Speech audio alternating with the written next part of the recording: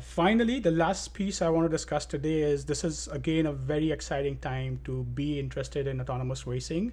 I'm very pleased in a lot of sense because I was involved in the very beginning of F110, and now it has come to a point where people are thinking about full-scale autonomous racing. So you have full-scale 200 miles per hour race cars like Formula One and Indy, which would be fully autonomous, right? So we are also part of this Indy Autonomous Racing Challenge that I'll tell you about in just a second. So at UVA, there's lots going on. It's a great time to be involved in autonomous racing. I'm the team principal of a student organization called Cavalier Autonomous Racing, and we are essentially a competitive racing team which represents our university's colors. And you can learn more about us if you go to autonomousracing.dev. We are a competitive team. We race at every scale, at every speed.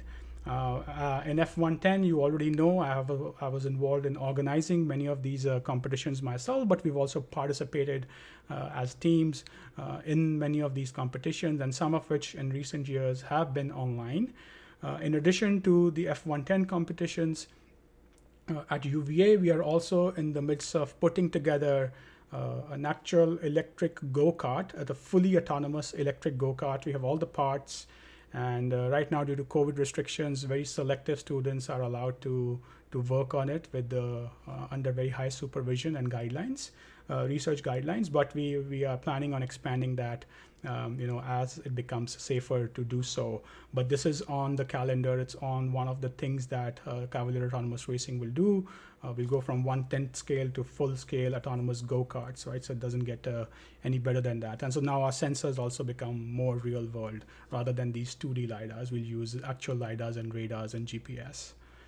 And finally, Cavalier Autonomous Racing is also part of the Indy Autonomous Challenge, which is a historic race in many ways, where more than 24 teams are going to compete for $1 million prize to race this actual vehicle. This is not a computer graphic. This is the actual photograph of a vehicle at the famous Indianapolis Motorsport Speedway. And our team hopes to get access to this vehicle in summer this year and work on getting it onto the track. We've already been doing it in simulation. So I'll play a bunch of videos. The first one would be to show what this challenge is about. And then I will have 2 more videos to show how we are using simulation in order to make progress and prepare ourselves for the real car.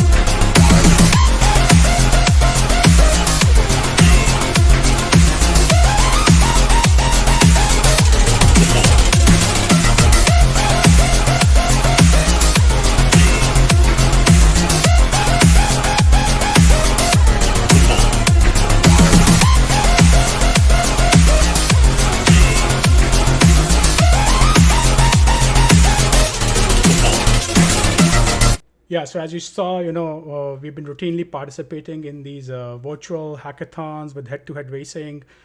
We use this very elaborate simulator from ANSYS called VR Experience, in which the vehicle is modeled, and you can have a head-to-head race and try out all these algorithms. So our experience with F110 is kind of now being translated into this simulator. Right, so this is a great opportunity again to be part of this university-wide effort. This is not just a CEAS thing; it's open to anybody in the university, and you can get involved, and you'll have a chance to in the Indie Challenge specifically to routinely work with technologies which are very relevant in the industry. So if you are planning to work in this area, having these skill sets underneath your belt are going to go a long way.